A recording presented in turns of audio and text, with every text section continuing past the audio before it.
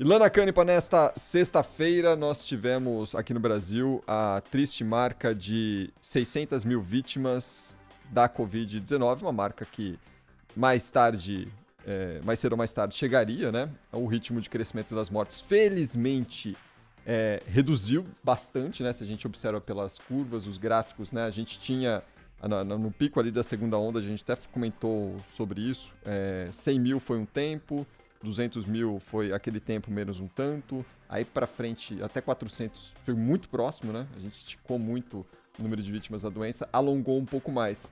Mas não deixa de ser uma triste marca para a gente lembrar hoje, né, Ilana? A análise que você faz é muito importante para que o nosso ouvinte relembre o que foi esse 1 ano e meio no Brasil. São 600 mil vidas, pessoas que deixaram suas famílias, seus amigos, seus entes queridos, e muitas vidas dessas poderiam ter sido salvas. A gente sabe muito bem, mas infelizmente é uma marca, 600 mil mortes. A gente tem hoje uma média de 430 mortes por dia, muito abaixo do que a gente enfrentou em abril, em que a média ficou lá altíssima, né? A gente chegou a ter perto de 3 mil mortes por dia, foi um período terrível.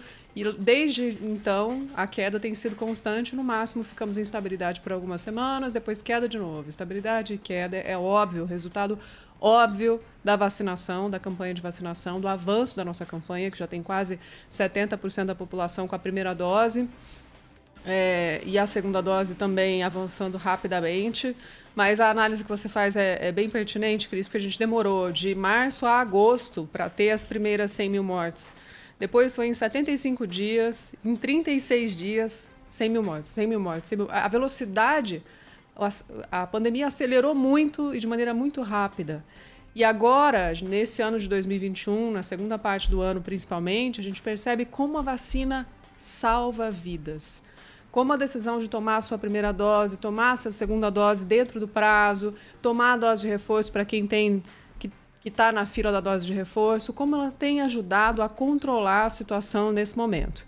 Então, primeiro, uma homenagem a essas vidas que se foram. Em segundo lugar, vacinas têm que continuar, a campanha de vacinação segue e as pessoas têm que continuar buscando sua segunda dose. Infelizmente, o número de pessoas que não foram buscar a segunda dose ainda não caiu muito, está lá nos 15 milhões de pessoas, é bastante gente com a segunda dose atrasada, por motivos vários, né?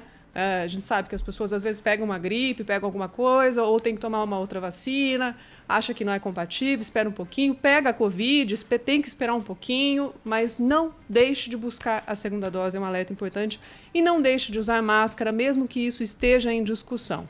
Em Duque de Caxias, a prefeitura tinha tomado a decisão de tirar a obrigatoriedade do uso da máscara em todos os ambientes, inclusive nos ambientes fechados, o que nesse momento não é recomendado. E a Justiça derrubou essa decisão, porque o uso da máscara ainda é importante. A gente está saindo do atoleiro. Não acabou.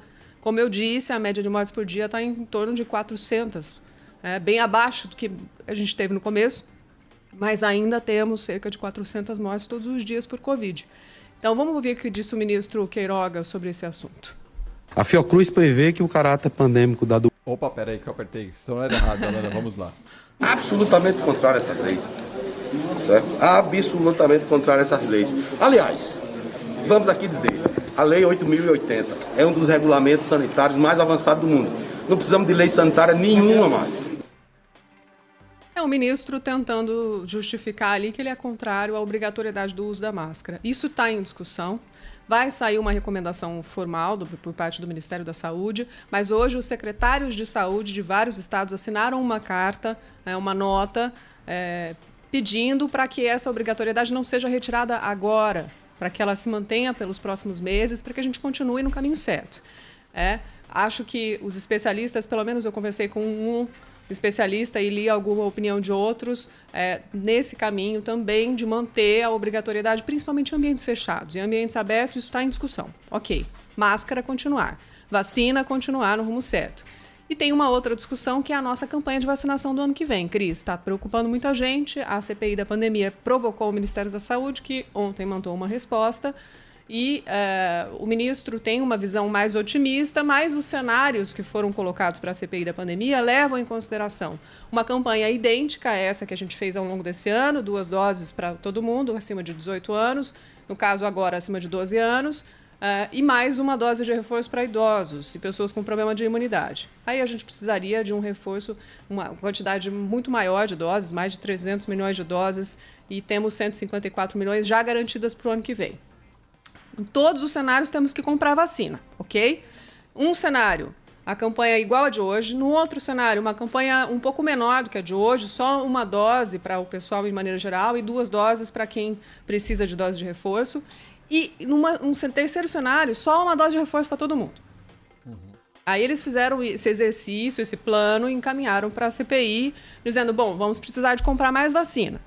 E aí estão considerando a possibilidade de tirar da lista as vacinas que não têm registro permanente, que tem, portanto, a Janssen e a Coronavac, que têm um registro emergencial, sairiam da lista. E isso já gerou uma polêmica. Vamos ouvir o que disse o ministro também sobre isso. Agora sim é a sonora certa que eu soltei errado.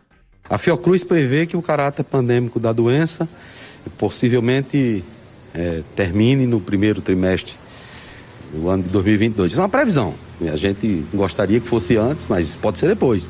Uma vez encerrado o caráter pandêmico e a emergência, tudo que é de registro emergencial cai por terra.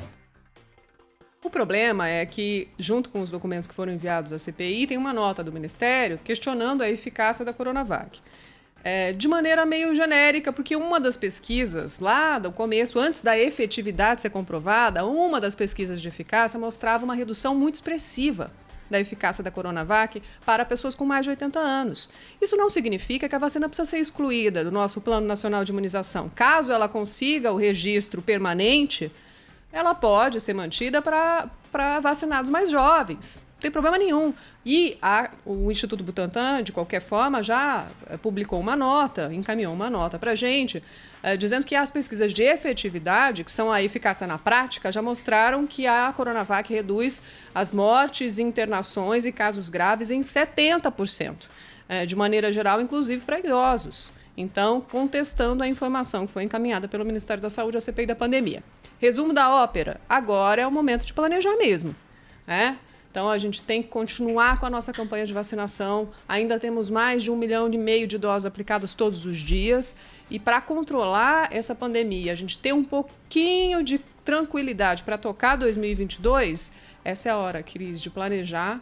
É um marco importante, muito triste, mas o cenário daqui para frente, se a gente fizer tudo certo, tende a ser muito melhor.